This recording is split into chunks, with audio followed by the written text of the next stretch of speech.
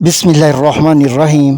एक अच्छा और अहसन काम ना करने के लिए अल्लाह ताला के नाम की कसम नहीं खानी चाहिए और ना ही एक नेक काम ना करने का अहद करना चाहिए।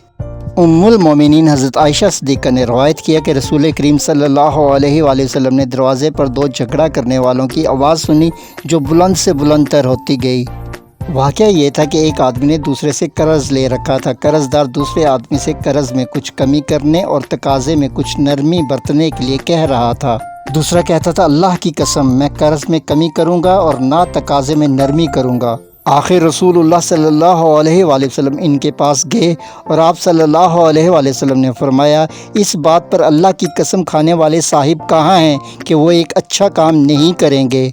अर्ज़ किया, मैं ही हूँ वो या रसूलुल्लाह। अब मेरा भाई जो चाहता है वही मुझे भी पसंद है। सही बुखारी हदीस नंबर 2705।